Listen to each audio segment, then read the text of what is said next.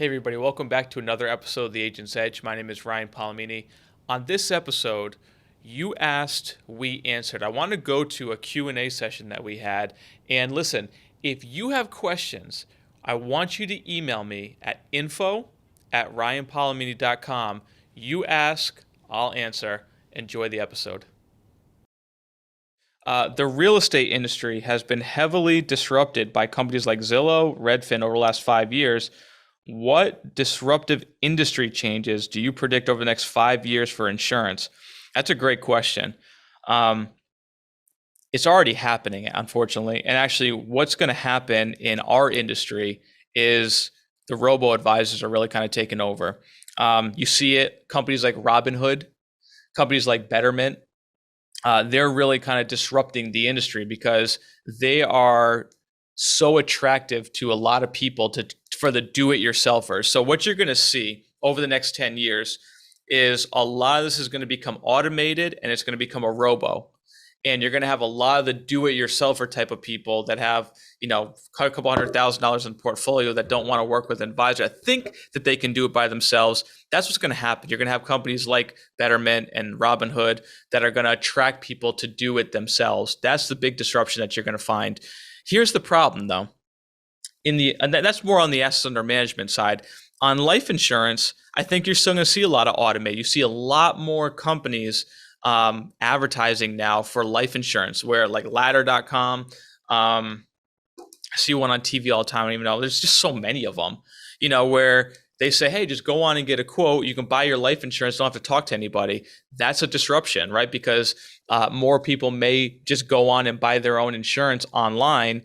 And the companies that have gotten ahead of that game are going to win, unfortunately, where it's you and I, if we're buying leads, the leads may not be as apt to talk to us. They just go online and do it themselves. Here's the problem with the annuity world, though. This is why I think the annuity world is always going to be here. It's going to be a great space to be in. If people could buy annuities direct, they wouldn't know what to do. And the insurance companies know this. That's why insurance companies don't sell direct to consumers, annuities, because number one, insurance companies are awful at selling product. Case in point, get on the phone and talk to somebody from their department and go through a product training. It's like you want to fall asleep and pull your hair out at the same time because it's so boring. That's why they don't sell to consumers, because they worry about the technicalities and the ins and outs of everything. We sell a strategy and we make it simple. They don't know how to make things simple.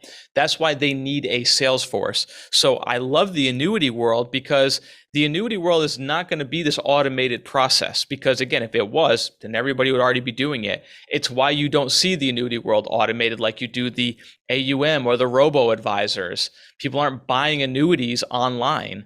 They have to go through somebody. So the disruption is not really going to be on the annuity side, to be honest with you, until they figure that part out, which I don't know how they're going to, because annuities are so complicated to a lot of people that, they're not just going to go on and buy an annuity online. But I do think you do have these companies out there on the assets under management side. And this is a conversation with my business partner that he and I have all the time. I keep telling him we have a 10-year run. We have a 10-year run on the assets under management side before, 70% of the industry becomes robo. So we have two choices.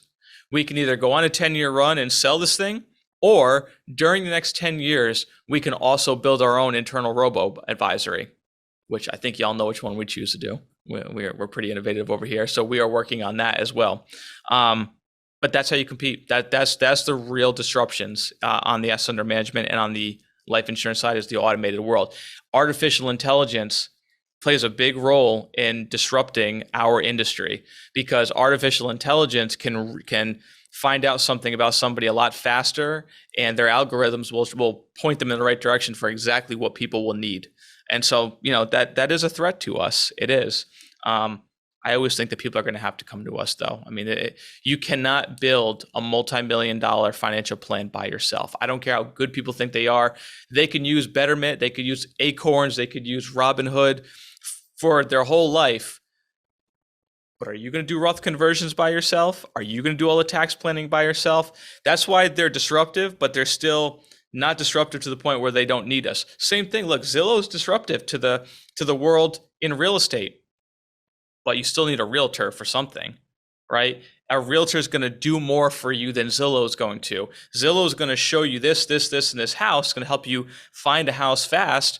But a realtor is going to show you all the things you need to know. If you're a first-time home buyer, you would be so stupid to not use a realtor. If you're going to try to build a financial plan by yourself and you know nothing about finances, you would be so stupid to use a robo-advisor your whole life, because they're not going to give you the tax and they're not going to charge you anything, and you get what you pay for.